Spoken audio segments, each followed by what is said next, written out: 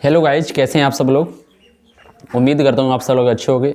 मैं नितिन यादव स्वागत करता हूँ आपके इसी चैनल विक्ट्री स्मार्ट क्लासेज पे। तो फ्रेंड्स, आज की इस वीडियो में मैं आपसे गाइड करने यही आया हूँ। मेरा कोई पार्टिकल सुझाव नहीं है, आपको अच्छा लगे तो मान सकते हैं, क्योंकि यूट्यूब पर आप देख ही रहे होगे भरमार चल रही है। जिधर देखो यूपीपी, जिधर देखो UP police constable, UP police SI.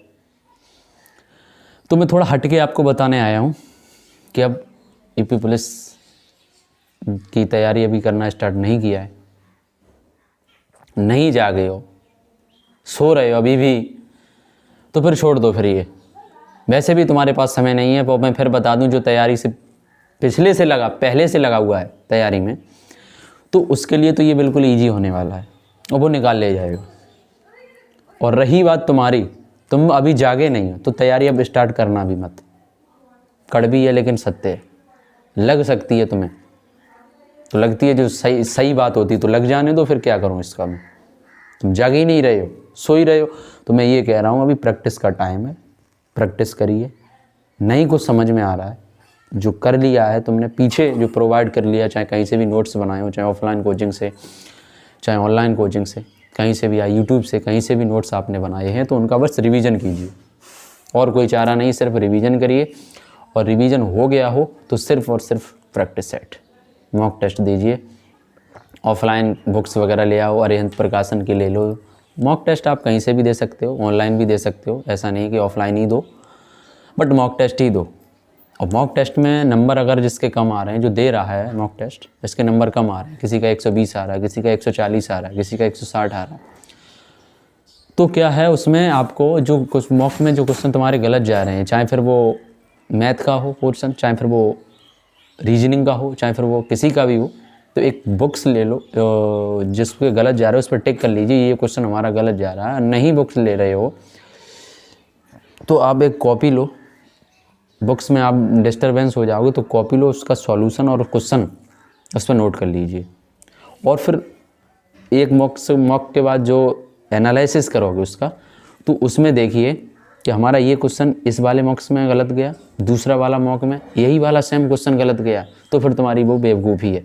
तो फिर आप उसमें कोई सुधार नहीं कर रहे हो। तो सुधार करना है, जो तुम्हारा एक बार क्वेश्चन गलत गया है वो दोबारा गलत जाना नहीं चाहिए, पहली बात। दूसरी बात ये, जो क्वेश्चन तुमने एक बार लिखा है वो दोबारा लिखना नहीं चाहिए। और जो रीजनिंग में, सीरीज रीजनिंग में सपोज करो तुम्हें जो डिटेल वाले चैप्टर आते हैं, डिटेल वाले कैसे, जो लेंदी होते हैं, उनको समझने में प्रॉब्लम होती है, तो मैं डिस्क्रिप्शन बॉक्स में एक प्लेलिस्ट दे दूंगा, या फिर 4-5 घंटे की एक वीडियो है, उससे आप देख लेना। तुम्हारा मनोबल चेक किया जाता है, तुम्हारे अंदर बुद्धि है कि नहीं है। उसमें ऐसे क्वेश्चन आ सकते हैं, सपोज करो एक महिला के साथ कुछ अत्याचार हो रहा है तो तुम क्या करोगे, ऑप्शन वगैरह आते हैं, तो तुम्हारा माइंड उस पर चेक किया जाता है, ठीक है। वो भी एक रीजनिंग के अंतर्गत आते हैं क्वेश्चन। बस मैं यही कहना चाहूँगा, सिर्फ प्रैक्टिस कीजिए। और नहीं कुछ समझ में आ रहा अब, तो फिर नोट्स वगैरह कहीं से लीजिए। और अब तुम्हारे पास, मैं बता दूं, नोट्स से तैयारी करो, ऑनलाइन परचेज करने से बचिए। कोर्स की भरमार चल रही है यूट्यूब पे, मैं देख रहा हूँ कि आ जाओ 499 की, आ जाओ 799। अरे छोड़ो ना, 499 799 इनको छोड़िए, इनको अवॉइड कीजिए। बुक्स तुम्हारे पास पहले से रखी होंगी, क्योंकि तैयारी में आप पहले से कर रहे हो इसकी, चाहे एसएससी की अगर तैयारी कर रहे हो, जीडी वगैरह की, या फिर सीएचएसएल की, तो फिर आपका काम क्लियर है। बस हिंदी पढ़ने की ज़रूरत है। हिंदी पढ़िए, हिंदी आप 10-15 दिन में ख़त्म कर दोगे। और हिंदी में कुछ खास है नहीं। अगर नहीं कुछ समझ में आ रहा तो हम अपने नोट्स फ्री में दे देंगे, टेलीग्राम चैनल का लिंक हम तुम्हें बता देंगे, वहाँ से आप ले लीजिएगा, ठीक है। नोट्स उतना ही डालेंगे जितना तुम पढ़ पाओ, क्योंकि पीडीएफ नोट्स की भरमार भी ये भी चल रही है कि पहले जा रहे हैं, बच्चा हॉपलैप्स हो रहा है, कुछ समझ में ही नहीं आ रहा है, दबा के रेले जा रहे हैं। अरे ये ऐसे थोड़ी नहीं होता है, हमारे पास भी हज़ारों पीडीएफ हैं। अरे क्या सब पढ़ लेंगे? ये दिमाग ही तो है, इसको क्यों दही बनाओगे? सॉरी। तो बस मैं यही कहना चाहूँगा, तैयारी में लग जाओ, अब समय नहीं बचा है।